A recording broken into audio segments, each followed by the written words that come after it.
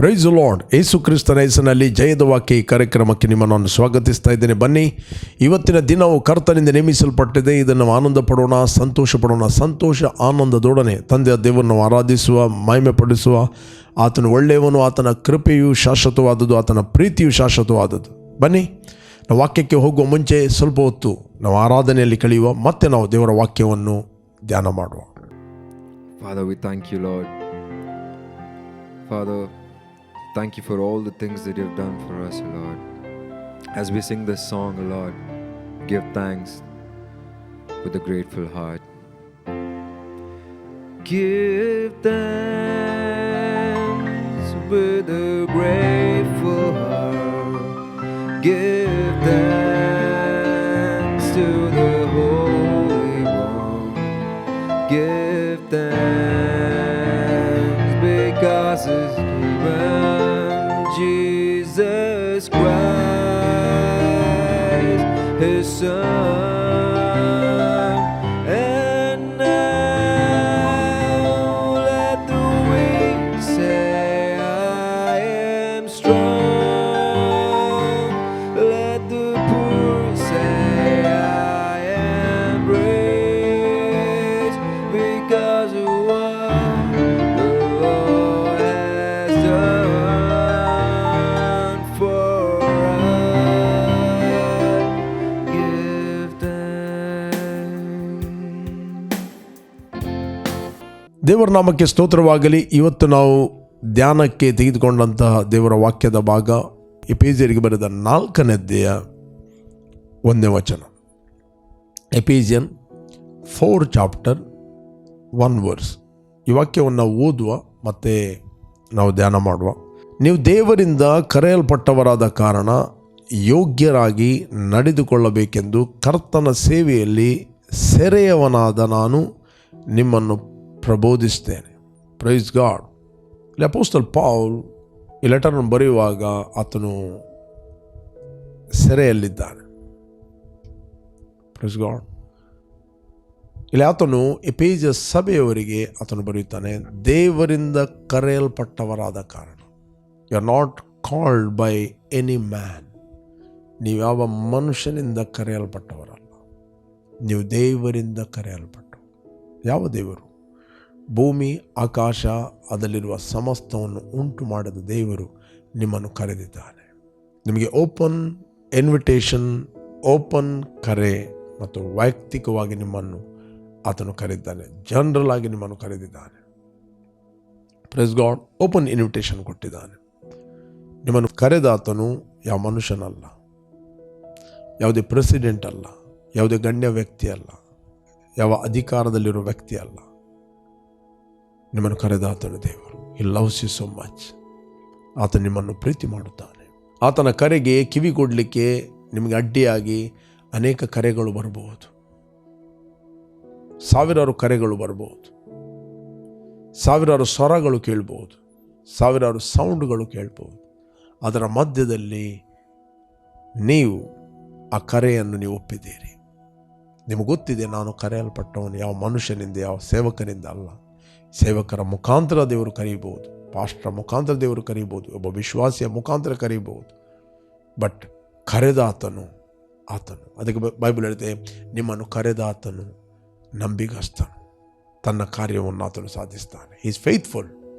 ನಿಮ್ಮನ್ನು ಕರೆದಿದ್ದಾನೆ. ನಿಮಗೆ ಯಾವಾಗಲೂ ಗೊತ್ತಿರಬೇಕು, ನಾನು ದೇವರಿಂದ ಕರೆಯಲ್ಪಟ್ಟವನು. ಪ್ರೇರೆ, ಈ ಸ್ಕ್ರಿಪ್ಚರ್ ನಿಮಗೆ ಬಾಹಟ ಇರ್ಬೋದು, ಬಟ್ ಈ ಸತ್ಯವನ್ನು ನೀವು ಆತ್ಮದಲ್ಲಿ ಗ್ರಹಿಸುವಂಥದ್ದು ವೆರಿ ವೆರಿ ಇಂಪಾರ್ಟೆಂಟ್. ಈ ಸತ್ಯ ನಿಮಗೆ ನಿಮ್ಮ ಮನುಷ್ಯ ಬುದ್ಧಿಗೆ ಅರ್ಥ ಆಗೋದು ಕಷ್ಟ, ಬಟ್ ನಿಮ್ಮ ಆತ್ಮ ಈ ಸತ್ಯಾಂಶಗಳನ್ನು ಗ್ರಹಿಸ್ತಾನೆ. ಮನುಷ್ಯ ಬುದ್ಧಿಗೆ ಇದು ಫಾರಿನ್ ಲ್ಯಾಂಗ್ವೇಜ್, ಒಂದು ಹುಚ್ಚು ಮಾತು. ಬಟ್ ನಿಮ್ಮ ಆತ್ಮಕ್ಕೆ ಅದು ಕಮ್ಯುನಿಕೇಷನ್ ಲ್ಯಾಂಗ್ವೇಜ್, ಸಂಪರ್ಕದ ಭಾಷೆಯಾಗಿದೆ. ಯಾಕಂದರೆ ಪವಿತ್ರಾತ್ಮನು ನಿಮ್ಮ ಆತ್ಮಕ್ಕೆ ಸಾಕ್ಷಿ ಕೊಡ್ತಾನೆ, as you are called by God. ನೀನು ಸ್ತ್ರೀ ಆಗಿರ್ಬೋದು, ನೀನು ಪುರುಷನಾಗಿರ್ಬೋದು, ಅಥವಾ ಎಜುಕೇಟೆಡ್ ಆಗಿರ್ಬೋದು, ಅನ್ಎಜುಕೇಟೆಡ್ ಆಗಿರ್ಬೋದು, ಅಥವಾ ಗಣ್ಯ ವ್ಯಕ್ತಿ ಆಗಿರ್ಬೋದು, ಭೂಲೋಕದಲ್ಲಿ ನೀನು ಐಶ್ವರ್ಯವಂತನಾದ ವ್ಯಕ್ತಿ ಇರ್ಬೋದು, ಅಥವಾ ನೀನು ಕುಲೀನನಾಗಿರ್ಬೋದು, ಕನಿಷ್ಠನಾಗಿರ್ಬೋದು ಜನರ ದೃಷ್ಟಿಯಲ್ಲಿ. ಶಾರೀರಿಕವಾಗಿ ನಿನ್ನ ಜಿಯೋಗ್ರಫಿ ಲೊಕೇಶನ್ ಚೇಂಜ್ ಆಗಿರ್ಬೋದು. ಬಟ್ ಆತ್ಮದಲ್ಲಿ ನೀನು ಹುಟ್ಟಿದ್ದು ತಂದೆಯಾದ ದೇವರಿಗೆ ಮಗನಾಗಿ. ದೇವರನ್ನ ನೋಡುವಾಗ ನಿನ್ನ ಹತ್ರ ಎಷ್ಟು ಆಸ್ತಿ ಇದೆ, ಎಷ್ಟು ಘನತೆ ಇದೆ, ಎಷ್ಟು ಎಜುಕೇಷನ್ ಇದೆ, ಎಷ್ಟು ತಲಾಂತಿದೆ, ನೀನು ಎಷ್ಟು ಉನ್ನತವಾದ ಘನವಾದ ಪದವಿಯಲ್ಲಿದ್ದಿ, ಅದು ಯಾವುದು ದೇವರು ನೋಡುವುದಿಲ್ಲ. ದೇವರು ನಿನ್ನನ್ನು ಆತ್ಮಿಕವಾಗಿ ನೋಡ್ತೇನೆ. ಹೇಗೆ ನೀನು ಆತ್ಮಿಕವಾಗಿ ಡೆವಲಪ್ ಆಗಿದೆ, ಹೇಗೆ ನೀನು ಆತ್ಮಿಕವಾಗಿ ಬೆಳೆದಿದ್ದಿ, ಹೇಗೆ ನೀನು ಆ ಕರೆಯನ್ನು ನೀನು ಗ್ರಹಿಸ್ತಿ. ನಿನಗೆ ನಿನ್ನ ಕರೆ ಗೊತ್ತಿದೆ, ನಿನ್ನನ್ನು ಯಾರು ಕರೆದಿದ್ದಾನಂತ ಗೊತ್ತಿದ್ದರೆ ನೀನು ಆತನಿಗೆ ಯೋಗ್ಯನಾಗಿ ನಡೆಯುತ್ತಿ. ಯಾವಾಗ ನಿನ್ನ ಕಿವಿಗಳು ಆತನ ಸ್ವರಕ್ಕಿರುತ್ತವೆ, ನಿನಗೆ ಒಳಗಿಂದ ಒಂದು ಕಾನ್ಫಿಡೆನ್ಸ್ ಇರ್ತದೆ, I am called by god, ನಾನು ತಂದೆಯಾದ ದೇವರಿಂದ ಕರೆಯಲ್ಪಟ್ಟವನಂತ. ನಿನ್ನ ಶರೀರದ ಸ್ವರಗಳಿಗೆ ನೀನು ಕಿವಿ ಕೊಡುವುದಿಲ್ಲ. ಬಾರ್ ನಿನ್ನನ್ನು ಕರೀಬಹುದು, ರೆಡ್ ಲೈಟ್ ಏರಿಯಾ ನಿನ್ನನ್ನು ಕರೀಬಹುದು, ಸಿಗರೆಟ್ ನಿನ್ನನ್ನು ಕರೀಬಹುದು, ಜನರು ಕರೀಬಹುದು. ಆ ಸ್ವರಕ್ಕೆ ನೀನು ಕಿವಿ ಕೊಟ್ಟು ನೀನು ಅಯೋಗ್ಯನಾಗಿ ನಡೆಯುವುದಿಲ್ಲ. ನೀನು ದೇವರಿಂದ ಕರೆಯಲ್ಪಟ್ಟವರಾದ ಕಾರಣ ಬೈಬಲ್ ಹೇಳ್ತದೆ, ನೀವು ಯೋಗ್ಯರಾಗಿ ನಡೆಯಿರಿ, ಯೋಗ್ಯರಾಗಿ ನಡೆಯಿರಿ. ನಿಮ್ಮನ್ನು ಯೋಗ್ಯರನ್ನಾಗಿ ಮಾಡಿದ್ದು ಯಾವ ಮನುಷ್ಯನಲ್ಲ, ನಿಮ್ಮನ್ನು ಯೋಗ್ಯರನ್ನಾಗಿ ಮಾಡಿದ್ದು ತಂದೆಯಾದ ದೇವರು ಕ್ರಿಸ್ತನಲ್ಲಿ. ಇವತ್ತು ಕ್ರಿಸ್ತನ ರಕ್ತ ಇವತ್ತು ನಿಮ್ಮನ್ನು ತೊಳೆದು ದೇವರ ಮುಂದೆ ನಿಲ್ಲುವಂಥ ಯೋಗ್ಯರನ್ನಾಗಿ ಮಾಡಿದೆ. ಬೈಬಲ್ ಹೇಳ್ತದೆ, ಈ ಕಾರಣದ ಯೋಗ್ಯರಾಗಿ ನಡೆದುಕೊಳ್ಳಬೇಕು. ನೀವು ಯೋಗ್ಯರಾಗಿದ್ದೀರಿ, ನಿಮ್ಮ ಆ್ಯಕ್ಷನ್ಗಳ ಮೂಲಕ ಗೊತ್ತಾಗ್ತದೆ ನೀವು ಯೋಗ್ಯರಂತ. ದೇವರ ಪ್ರೀತಿ ನಿಮಗೆ ಗೊತ್ತಾಯ್ತು ಅಂತ ಹೇಳಿದರೆ, you will never walk in condemnation. You will never walk in condemnation. Condemnation ಏನು ಮಾಡ್ತಾರೆ, ನಿನ್ನ ಪಾಸ್ಟ್ ಮಿಸ್ಟೇಕನ್ನು ನೆನಪಿಗೆ ತಂದುಕೊಂಡು ನೀನು ನಿನ್ನಷ್ಟಕ್ಕೆ ಹೇಳ್ತಿ ನಾನು ಅಯೋಗ್ಯನೆಂದು. ಎರಡು ರೀತಿಯ ವ್ಯಕ್ತಿ ಇರ್ತಾರೆ. ತಮ್ಮ ಪಾಸ್ಟ್ ಮಿಸ್ಟೇಕ್ಗಳ ಬಗ್ಗೆ ಅವರಿಗೆ ಪ್ರೌಡ್ ಇರ್ತದೆ, ನಾನು ಇಂಥವನಾಗಿದ್ದೆ, ಅದರ ಬಗ್ಗೆ ಅವರು ನಾಚಿಕೆ ಇರುವುದಿಲ್ಲ. ಇನ್ನೊಂದು ಸಂದರ್ಭ ಇರುತ್ತಾರೆ, ಏನಂತ ಹೇಳಿದ್ರೆ ಅವರ ಪಾಸ್ಟ್ ಮಿಸ್ಟೇಕ್ಗಳ ಬಗ್ಗೆ ಅವರಿಗೆ ಕಂಡಮಿನೇಷನ್. I am ಅನ್ವರ್ದಿ. ಆ ಪಾಸ್ಟ್ ಮಿಸ್ಟೇಕ್ ಅವ್ರನ್ನ ಕರೀತದೆ, ಮಾತಾಡ್ತದೆ, ಯು ಆರ್ ಅನ್ವರ್ದಿ. ನೀನೇನೆಲ್ಲ ಮಿಸ್ಟೇಕ್ ಮಾಡಿದ್ದೀಯೋ ಮಾತಾಡ್ತದೆ, ಲೋಕ ಮಾತಾಡ್ತದೆ, ಜನ ಮಾತಾಡ್ತಾರೆ, ನೋಡಿದವರು ಮಾತಾಡ್ತಾರೆ. ನೀನು ಮರೆಯಬಹುದು, ದೇವರು ಮರೆತು ಹೋಗಿದ್ದಾನೆ, ಆದರೆ ಜನರು ಮರೆಯುವುದಿಲ್ಲ. ಅವರು ನಿನಗೆ ಪುನಃ ನೆನಪಿಗೆ ತರ್ತಾರೆ. ಪ್ರಾಬ್ಲಮ್ ಏನಂತ ಹೇಳಿದರೆ, ಸೈತಾನನು ಅವರ ಮುಖಾಂತರ ಮಾತಾಡುತ್ತಾನೆ. ಬಟ್ ಯಾವಾಗ ನೀನು ದೇವರ ಕರೆಗೆ ನನ್ನನ್ನು ದೇವರು ಕರೆದಿದ್ದಾನೆ ಅಂತ ನೀನು ಫಸ್ಟ್ ಪ್ಲೇಸ್ ಆತನಿಗೆ ಕೊಡ್ತಿ, ನೀನು ಯೋಗ್ಯನಾಗಿ ನಡೆಯುತ್ತಿ. ಅಪೊಸ್ತಲ ಪೌಲ ಹೇಳ್ತಾನೆ, ನಾನು ಹಿಂದಿನವುಗಳನ್ನು ಮರೆತು ಬಿಟ್ಟು ಮುಂದಿನವುಗಳನ್ನು ಹಿಡಿದಕ್ಕೋಸ್ಕರ ಎದೆ ಬೊಗ್ಗಿದವನಾಗಿ ನಾನು ಓಡ್ತಾ ಇದ್ದೇನೆ. I'm running my race. ಎದೆ ಬೊಗ್ಗಿದವನಾಗಿ ನಾನು ಓಡ್ತಾ ಇದ್ದೇನೆ, ಹಿಂದಿನವುಗಳನ್ನು ಮರೆತು ಮುಂದಿನವುಗಳನ್ನು ಹಿಡಿದಗೋಸ್ಕರ. ಅಪೊಸ್ತಲ ಪೌಲನಿಗೆ ದೊಡ್ಡ ಆಸ್ತಿ ಇತ್ತು. ಹಿಸ್ಟ್ರಿ ಹೇಳ್ತದೆ, ಅನೇಕ ಶಿಪ್ಪುಗಳು ಆತನಿಗಿದ್ದವು. He was a brilliant person, topper, educated. ಆತನು ಗಮಾಲಿಯಲ್ನ ಪಾದದಲ್ಲಿ ಒಬ್ಬನೇ ಕಲಿತ ವ್ಯಕ್ತಿ, ಧರ್ಮಶಾಸ್ತ್ರದ ನಿಪುಣನು, ಸತ್ಯವೇದದ ಇಂಚು ಅವನಿಗೆ ಗೊತ್ತಿದೆ, ಬೊಟ್ಟು ಕೊಮ ಎಲ್ಲ ಗೊತ್ತಿದೆ. ಅವನು ಹೇಳ್ತಾನೆ, ನನಗೆ ಲಾಭವಾದವುಗಳನ್ನೆಲ್ಲವೂ ನಾನು ಕಸವೆಂದೆಣಿಸ್ತಾನೆ, ಕ್ರಿಸ್ತನನ್ನು ಸಂಪಾದಿಸೋಕ್ಕೋಸ್ಕರ. ಕ್ರಿಸ್ತನನ್ನು ಆಸ್ತಿಯಾಗಿದ್ದಾನೆ. ಹಿಂದಿನವುಗಳನ್ನು ಮರೆತು ಮುಂದಿನವುಗಳನ್ನು ಹಿಡಿದಗೋಸ್ಕರ ನಾನು ಎದೆ ಬೊಗ್ಗಿದವನಾಗಿ ನಾನು ಓಡ್ತಾ ಇದ್ದೇನೆ ಅಂತ ಅಪೊಸ್ತಲ ಪೌಲ ಹೇಳ್ತಾನೆ. ಓಡ್ತಾ ಇದ್ದಾನೆ. ಆತನ ಕರೆಯನ್ನು ಗುರಿ ಮಾಡಿಕೊಂಡು ಆತನು ಓಡ್ತಾ ಇದ್ದಾನೆ. ಆತನ ಬಿರುದನ್ನು ಗುರಿ ಮಾಡಿಕೊಂಡು ಆತನು ಓಡ್ತಾ ಇದ್ದಾನೆ. ಪ್ರೇರೆ, ಇಲ್ಲಿ ಅದೇ ಅಪೊಸ್ತಲ ಪೌಲ ಹೇಳ್ತಾನೆ, ನೀವು ದೇವರಿಂದ ಕರೆಯಲ್ಪಟ್ಟವರು, ಯಾವ ಮನುಷ್ಯನಿಂದ ಕರೆಯಲ್ಪಟ್ಟವರಲ್ಲ. ಯಾವುದೊಂದು ನೀನು ಸಭೆಯಲ್ಲಿ ಇರ್ಬೋದು, ನಿನಗೆ ಯಾವ ಪಾಸ್ಟರ್ನು ಕರೀಲಿಲ್ಲ, ಯಾವ ಪಾಸ್ಟರ್ ಕರೆದದ್ದಲ್ಲ, ದೇವರು ನಿನ್ನನ್ನು ಕರೆದಿದ್ದಾನೆ. ದೇವರು ನಿನಗೆ ಒಂದು ಸ್ಥಳ ಇಟ್ಟಿದ್ದಾನೆ, ದೇವರು ನಿನಗೆ ಒಂದು ಪ್ಲೇಸ್ ಇಟ್ಟಿದ್ದಾನೆ, ದೇವರು ನಿನಗೆ ಒಂದು ಕನೆಕ್ಷನ್ ಇಟ್ಟಿದ್ದಾನೆ. ಯಾಕೆ? ನಿನ್ನ ಕರೆಯಲ್ಲಿ ನೀನು ಬೆಳೆಯುವುದಕ್ಕೋಸ್ಕರ. ದೇವರ ಕರೆ, ದೇವರ ಟೈಮ್ ಆ್ಯಂಡ್ ದೇವರ ಸ್ಥಳ. ದೇವರ ಕರೆ ಇದೆ, but time is very very important. The time ಎಂಬುದು ಆ ಕರೆಯಲ್ಲಿ ದೇವರು ನಿನ್ನನ್ನು ಪ್ರಿಪೇರ್ ಮಾಡುತ್ತಾನೆ. ದೇವರ ಸ್ಥಳ ಮತ್ತು time very very important.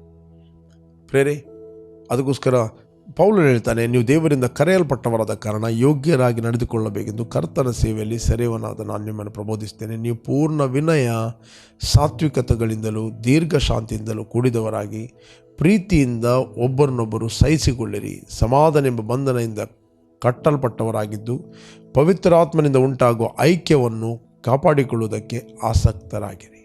Please god. ನೀವು ಪೂರ್ಣ ವಿನಯ ಸಾತ್ವಿಕತೆಗಳಿಂದಲೂ ದೀರ್ಘ ಶಾಂತಿಯಿಂದಲೂ ಕೂಡಿದವರಾಗಿ. ಅದರರ್ಥ ಪೂರ್ಣ ವಿನಯ ಮತ್ತು ಸಾತ್ವಿಕತೆಗಳಿಂದಲೂ ದೀರ್ಘ ಶಾಂತಿಯಿಂದಲೂ. This is the nature of God. ನೀವು ಬಾರ್ನ್ ಅಗೇನ್ ಆದಾಗ ನಿನ್ನ ಆತ್ಮದ ಒಳಗೆ ದೀರ್ಘ ಶಾಂತಿ ಇದೆ, ಸಾತ್ವಿಕತ್ವ ಇದೆ ಮತ್ತು ಪೂರ್ಣ ವಿನಯ ಕೂಡ, ದೀರ್ಘ ಶಾಂತಿ ಕೂಡ ಇದೆ. ಓಕೆ, ದೀರ್ಘ ಶಾಂತಿ, ದ ತಾಳ್ಮೆ ನಿನ್ನ ಆತ್ಮದ ಒಳಗಿದೆ. ನೆಕ್ಸ್ಟ್ ಅಂದರೆ ಪ್ರೀತಿಯಿಂದ ಒಬ್ಬರನ್ನೊಬ್ಬರು ಸಹಿಸಿಕೊಳ್ಳಿರಿ.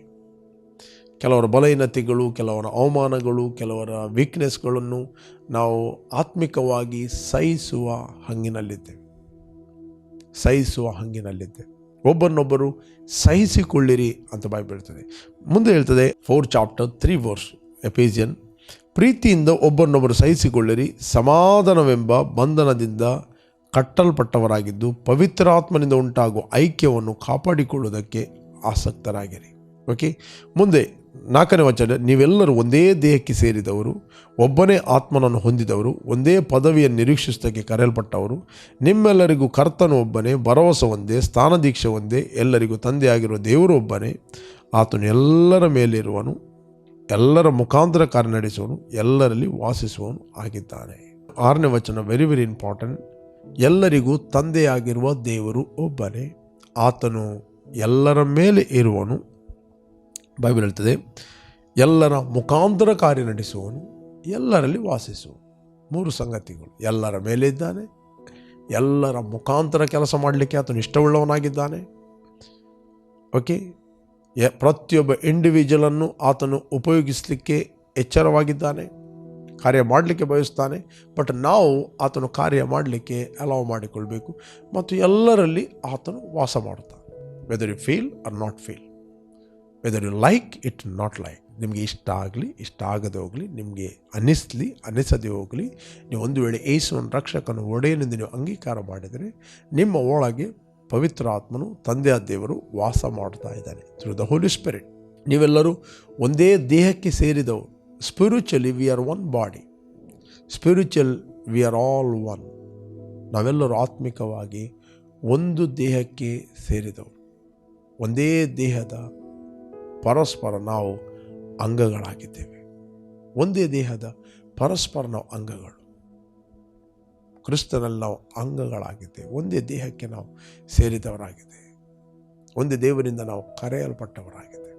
ಪ್ರೇರೆ, ಅದರಿಂದ ದೇವರಿಂದ ಕರೆಯಲ್ಪಟ್ಟವರಾದ ಕಾರಣ ನೀವು ಯೋಗ್ಯರಾಗಿ ನಡೆದುಕೊಳ್ಳಿರಿ ಅಂತ ಪೌಲನು ಹೇಳುತ್ತಾನೆ. ಯಾವಾಗ ನಮಗೆ ನಮ್ಮ ಕರೆ ಗೊತ್ತಿರಬೇಕು, ಆಗ ನಮಗೆ ಯೋಗ್ಯರಾಗಿ ನಡೆಯಲಿಕ್ಕೆ ಅದು ಹೆಲ್ಪ್ ಮಾಡುತ್ತದೆ. ನಮಗೆ ಒಳಗಿಂದ ಪ್ರಕಟಣೆ ಇರುತ್ತದೆ.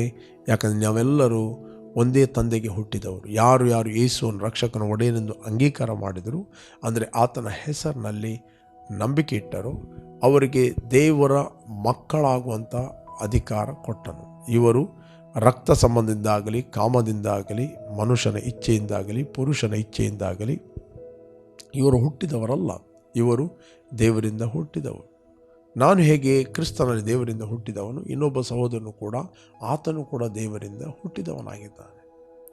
ಓಕೆ, ಆತನು ಯಾವುದೇ ಸಭೆಯಲ್ಲಿರ್ಬೋದು, ಯಾವ ಡಿನಾಮಿನೇಷನ್ಲಿರ್ಬೋದು, ಯಾವುದೇ ಕಂಟ್ರಿಯಲ್ಲಿರ್ಬೋದು, ಯಾವ ದೇಶದಲ್ಲಿರ್ಬೋದು, ಬಟ್ ಇಂಟರ್ನಲ್ ಅಂದರೆ ಆಂತರಿಕವಾಗಿ we are connected one another. ಒಂದು ದೇಹಕ್ಕೆ ಎಲ್ಲ ಅಂಗಗಳು ಕನೆಕ್ಟ್ ಆಗಿದೆ. ಕೈಗಳು, ಕಾಲುಗಳು, ಕಣ್ಣುಗಳು, ಕಿವಿಗಳು, ಓಕೆ, ನಮ್ಮ ಪ್ರತಿಯೊಂದು ಅಂಗಗಳು ಒಂದಕ್ಕೊಂದು ಕನೆಕ್ಟ್ ಆಗಿದೆ. ಒಂದಕ್ಕೊಂದು ಅವುಗಳು ಸಪೋರ್ಟಿವ್ ಆಗಿರುತ್ತವೆ, ಒಂದಕ್ಕೊಂದು ಅದು ಸಪೋರ್ಟಿವ್ ಆಗಿ ಸಹಾಯವಾಗಿರುತ್ತವೆ. ಮತ್ತು ದೇವರು ಪ್ರತಿಯೊಂದು ಅಂಗವನ್ನು ತನಗೆ ಸರಿಯಾಗಿ ತೋಚಿದ ಪ್ರಕಾರ ಆಯಾ ಭಾಗದಲ್ಲಿ ಇಟ್ಟಿದ್ದಾನೆ. ಒಂದು ಅಂಗಕ್ಕೆ ನೋವಾದರೆ ಎಲ್ಲ ಅಂಗಕ್ಕೆ ನೋವಾಗುತ್ತದೆ. ನಿಮ್ಮ ಕಾಲಿಗೆ ಮುಳ್ಳು ಚುಚ್ಚಿದರೆ ನಿನ್ನ ಕೈ ಹೇಳುವುದಿಲ್ಲ ಅದು ನನಗೇನು ಬಿದ್ದು ಹೋಗಲಿಲ್ಲ ಅಂತ. ಇಡೀ ಅಂಗಕ್ಕೆ ನೋವಾಗ್ತದೆ, ಹೋಲ್ ಬಾಡಿಗೆ ಅದು ಪೇಯ್ನ್ ಆಗ್ತದೆ. ನೀವೇನು ಮಾಡ್ತೀರಿ? ಕಾಲಿಗೆ ಚುಚ್ಚಿದ ಮುಳ್ಳನ್ನು ನೀವು ತೆಗೆಯುತ್ತೀರಿ, ಹೆಲ್ಪ್ ಮಾಡುತ್ತೀರಿ. ನೀವು ಅನ್ನಿಸ್ಬೋದು, ಕಾಲಿಗೆ ಚುಚ್ಚಿದ ಮುಳ್ಳನ್ನು ತೆಗೆಯುವಂಥದ್ದು ನಾನು ಕಾಲಿಗೆ ಹೆಲ್ಪ್ ಮಾಡ್ತೇನೆ ಅಂತನೋ, ಇಡೀ ದೇಹಕ್ಕೆ ನೀನು ಹೆಲ್ಪ್ ಮಾಡುತ್ತೆ, ನಿನಗೇ ನೀನು ಹೆಲ್ಪ್ ಮಾಡುತ್ತೆ. ಓಕೆ, ನಿನಗೇ ನೀನು ಹೆಲ್ಪ್ ಮಾಡುತ್ತೆ, ನಿನಗೇ ಉಪಕಾರ. ಪರೋಪಕಾರವು ತನಗೆ ಉಪಕಾರ ಅಂತ ದೇವರ ವಾಕ್ಯ ಹೇಳ್ತದೆ. ತನಗೆ ಉಪಕಾರ. ನಾವು ಒಂದೇ ದೇಹಕ್ಕೆ ಸೇರಿದವರು, ಒಂದೇ ಮನೆಯವರು ಅಂತ ಬೈಬಲ್ ಹೇಳ್ತದೆ. ಅದಕ್ಕೋಸ್ಕರ ಸತ್ಯವೇದ ಹೇಳ್ತದೆ, ಪೂರ್ಣ ವಿನಯ ಸಾತ್ವಿಕತೆಗಳಿಂದಲೂ ದೀರ್ಘ ಶಾಂತಿಯಿಂದ ಕೂಡಿದವರಿಗೆ ಪ್ರೀತಿಯಿಂದ ಒಬ್ಬರನ್ನೊಬ್ಬರು ಸಹಿಸಿಕೊಳ್ಳಿರಿ. ಕೆಲವರು ನಾವು ಸಹಿಸಿಕೊಳ್ಬೇಕಾಗ್ತದೆ, ಕೆಲವರ ಅವಮಾನಗಳು ಸಹಿಸಬೇಕಾಗ್ತದೆ, ಕೆಲವರ ವೀಕ್ನೆಸ್ಗಳು ನಾವು ಸಹಿಸಿಕೊಳ್ಬೇಕಾಗ್ತದೆ. ಸಹಿಸುವಂಥದ್ದೇ ನಮ್ಮ ಆಂತರ್ಯದ ಒಂದು ಬೆಳವಣಿಗೆ, ಸಹಿಸುವಂಥದ್ದೇ ನಮ್ಮ ಆತ್ಮಿಕ ಡೆವಲಪ್ಮೆಂಟ್, ಸಹಿಸುವಂಥದ್ದೇ ನಮ್ಮ ಆತ್ಮಿಕ strength. The inner man, the ಒಳಗಿನ ಮನುಷ್ಯನ ಅದು ಸಾಮರ್ಥ್ಯವಾಗಿದೆ, ಸಹಿಸಿಕೊಳ್ಳುವಂಥದ್ದು. ಮತ್ತು ನಾವು ಒಂದೇ ದೇಹಕ್ಕೆ ಸೇರಿದವರು ಎಂಬುವಂಥದ್ದು ನಮಗೆ ಅದು ಆತ್ಮಿಕವಾದ ಪ್ರಕಟಣೆ ಆಗಿದೆ. ನೆಕ್ಸ್ಟ್ ಹೇಳ್ತದೆ, ದೇವರ ಒಂದೇ ಆತ್ಮವನ್ನು ನಾವು ಹೊಂದಿದವರು. One spirit we are received. ಒಂದೇ ಆತ್ಮವನ್ನು. ಬಾರ್ನ್ ಅಗೇನ್ ಆದ ಯಾರೇ ಇರಲಿ, ಯಾವ ಪವಿತ್ರ ಆತ್ಮನು ಯೇಸುವಿನಲ್ಲಿದ್ದನು, ಅದೇ ಪವಿತ್ರ ಆತ್ಮನು ಪೇತ್ರ ಮತ್ತು ಯೋಹಾನನಲ್ಲಿ, ಅಪೊಸ್ತಲರಲ್ಲಿ ಇತ್ತು. ಅದೇ ಆತ್ಮನು ಇವತ್ತು ನನ್ನಲ್ಲಿ ಮತ್ತು ನಿನ್ನಲ್ಲಿದ್ದಾನೆ. ನನಗೊಂದು ಆತ್ಮ, ನಿನಗೊಂದು ಆತ್ಮವನ್ನು ದೇವರು ಕೊಡಲಿಲ್ಲ. ನಾವೆಲ್ಲರೂ ಒಂದೇ ಆತ್ಮವನ್ನು ಹೊಂದಿದವರಾಗಿದ್ದೇವೆ. ನಮಗೆ ಗೊತ್ತಿರಬೇಕು, ನಮಗೆ ಒಳಗಿರುವ ಆತ್ಮ ಅದು ಒಂದೇ ಆತ್ಮವಾಗಿದೆ. ಮತ್ತು ಆತ್ಮಿಕವಾಗಿ ನಾವು ಒಂದೇ ದೇಹದ ಅಂಗಗಳಾಗಿದ್ದೇವೆ. ಯಾವಾಗಲೂ ನಾವು ಅಂತರ್ಯದಲ್ಲಿ ಎದ್ದೇಳಬೇಕು. ಅಂತರ್ಯದಲ್ಲಿ ಎದ್ದಾಗ ನಾವೊಬ್ಬರನ್ನೊಬ್ಬರು ಸಹಿಸ್ತೇವೆ, ಪ್ರೀತಿಸ್ತೇವೆ. ಬಟ್ ಶರೀರದಲ್ಲಿ ಜೀವಿಸುವ ಅವನು ಡಿವಿಷನಲ್ಲಿ ಜೀವಿಸ್ತಾನೆ. ಶರೀರದಲ್ಲಿ ಜೀವಿಸುವಂಥ ಆತನು ವ್ಯತ್ಯಾಸದಲ್ಲಿ ಜೀವಿಸ್ತಾನೆ. ಶರೀರದಲ್ಲಿ ಜೀವಿಸುವವನು ಆತನು ಈಗೋ ಮತ್ತು ಪ್ರೈಡಲ್ಲಿ ಜೀವಿಸ್ತಾನೆ. ಆತ್ಮದಲ್ಲಿ ಜೀವಿಸುವವನು ಆತನು ಪ್ರೀತಿ ಮತ್ತು ಸಮಾಧಾನದಲ್ಲಿ, ಕ್ಷಮಾಪಣೆಯಲ್ಲಿ ಆತನು ಜೀವಿಸುವ ವ್ಯಕ್ತಿಯಾಗಿದ್ದಾನೆ. ಆತನು ಕ್ಷಮಿಸುವ ವ್ಯಕ್ತಿ ಆಗಿದ್ದಾನೆ, ಆತನು ಪ್ರೀತಿಸುವ ವ್ಯಕ್ತಿ ಆಗಿದ್ದಾನೆ, ಸಹಿಸುವ ವ್ಯಕ್ತಿ ಆಗಿದ್ದಾನೆ, ಆತನು ಪ್ರಾರ್ಥಿಸುವ ವ್ಯಕ್ತಿ ಆಗಿರುತ್ತಾನೆ. ಇನ್ನೊಬ್ಬರಿಗೆ ಹಿಂಸಿಸುವವರಿಗೋಸ್ಕರ ಪ್ರಾರ್ಥಿಸಿರಿ ಅಂತ ಬೈಬಲ್ ಹೇಳ್ತದೆ. ಅನೇಕರ ವೀಕ್ನೆಸ್ ಅವನಿಗೆ ಕಂಡ ಕೂಡಲೇ ಫಸ್ಟ್ ಅವನು ಪ್ರಾರ್ಥನೆ ಮಾಡ್ತಾನೆ ಆ ವ್ಯಕ್ತಿಗೋಸ್ಕರ. ನಿಮ್ಮ ಪ್ರಾರ್ಥನೆ ಏನು ಮಾಡ್ತದೆ? ನಂಬುವವರ ಹೊಟ್ಟೆಯ ಒಳಗಿಂದ ಜೀವ ಹರಿಯುತ್ತದೆ. ಪ್ರೇಯರ್ ಏನು ಮಾಡ್ತದೆ? Something release from your spirit, from your belly. Prayer ಅಂತ ಹೇಳಿದರೆ ಅದು ನ್ಯಾಚುರಲ್ ಅಲ್ಲ. ಪ್ರೇಯರ್ ಅಂತ ಹೇಳಿದರೆ ನಿಮ್ಮ ಆತ್ಮದ ಒಳಗಿಂದ ನೀವು ಸಮಥಿಂಗ್ ಆ ವ್ಯಕ್ತಿಗೆ ರಿಲೀಸ್ ಮಾಡುತ್ತೀರಿ. You are functioning in the kingdom. ನೀವು ದೇವರ ರಾಜ್ಯದಲ್ಲಿ ಫಂಕ್ಷನ್ ಆಗುತ್ತೀರಿ. ಆ ವ್ಯಕ್ತಿಯನ್ನು ನೀವು ಸ್ಪಿರಿಚುವಲಿ ಕವರ್ ಮಾಡುತ್ತೀರಿ, ಪ್ರೊಟೆಕ್ಟ್ ಮಾಡುತ್ತೀರಿ. ಯಾಕಂದರೆ ಅಪ್ರೆಸ್ ಮಾಡುವಂಥ, ಹಿಂಸೆ ಮಾಡುವಂಥ ದುರಾತ್ಮಗಳಿಂದ ಆತನು ಪ್ರೊಟೆಕ್ಟ್ ಆಗುತ್ತಾನೆ. You to pray. ಅದಕ್ಕೋಸ್ಕರ ಬೈಬಲ್ ಹೇಳ್ತದೆ, ಹಿಂಸಿಸುವವರಿಗೋಸ್ಕರ ಪ್ರಾರ್ಥಿಸಿರಿ. We to pray. ನಾವು ಪ್ರಾರ್ಥನೆ ಮಾಡಬೇಕು. ಒಬ್ಬ ಹೊಸ ವಿಶ್ವಾಸ ಇರ್ತಾನೆ, ಅವನ ಅನೇಕದ್ದು ವೀಕ್ನೆಸ್ಗಳಿರ್ತವೆ. ಆತನು ಒಂದೇ ದಿನದಲ್ಲಿ ಬೆಳೆಯಬೇಕಾಗಿಲ್ಲ. We need to pray, we need to expect him to grow. Okay, ನಾವು ಹೋಗಿ ಅವನ ಹಾಗೆ ಆಗುವುದಲ್ಲ, ಅವನ ನಡತೆಯನ್ನು ಅನುಸರಿಸೋದಲ್ಲ. ಅವನಿಗೋಸ್ಕರ ನಾವು ಪ್ರಾರ್ಥನೆ ಮಾಡಬೇಕು. ನಮಗೆ ಗೊತ್ತಿರಬೇಕು ಅವನು ಸ್ಪಿರಿಚುವಲಿ ಮಗು. ಓಕೆ, ಬಟ್ ಶಾರೀರಿಕವಾಗಿ ಅವನು ಬೆಳೆಯುತ್ತಿರ್ಬೋದು, ಶಾರೀರಿಕವಾಗಿ ಅವನು ಗ್ರೋ ಆಗಿರ್ಬೋದು. ಬಟ್ ಆತ್ಮಿಕವಾಗಿ ನಮಗೆ ಅವನ ಸ್ಪಿರಿಚುವಲ್ ಕಂಡೀಷನ್ ಗೊತ್ತಿರಬೇಕು. ಅವನ ಮಾತುಗಳಿಗೆ ನಾವು ಡಿಸ್ಟರ್ಬ್ ಆಗೋದಲ್ಲ, ಅವನ ಮಾತುಗಳಿಗೆ ಡಿಸ್ಟರ್ಬ್ ಆಗೋದಲ್ಲ. ನಮಗೆ ಗೊತ್ತಿರಬೇಕು ನಾವು ಕ್ರಿಸ್ತನಲ್ಲಿ ಯಾರಾಗಿದ್ದೇವೆ ಅಂತ. Prayer can change anybody. ನೀನೊಬ್ಬ ಸಭಾಪಾಲಕನಾಗಿದ್ದರೆ ವಿಶ್ವಾಸಿಗಳು ಒಂದೊಂದು ರೀತಿಯಲ್ಲಿ ಇರ್ಬೋದು. ಅವರ ವೀಕ್ನೆಸ್ಗಳನ್ನು ನೋಡಿ ನಾವು ಸಿಟ್ಟುಕೊಳ್ಳಲಿಕ್ಕೆ ಆಗೋದಿಲ್ಲ. We need to pray, we need to guide them. ನಿಮ್ಮ ಪ್ರೇಯರ್ ಒಬ್ಬೊಬ್ಬ ವ್ಯಕ್ತಿಯನ್ನು ಬದಲಾಯಿಸ್ತದೆ. Don't complaint, pray. The Bible ಹೇಳಿದೆ, ಡೋಂಟ್ ಕಂಪ್ಲೇಂಟ್, ಪ್ರೇ. ಕಂಪ್ಲೇಂಟ್ ಕೊಡಬೇಡ್ರಿ, ಗುಣಗುಟ್ಟಬೇಡ್ರಿ, ಪ್ರಾರ್ಥನೆ ಮಾಡಿರಿ.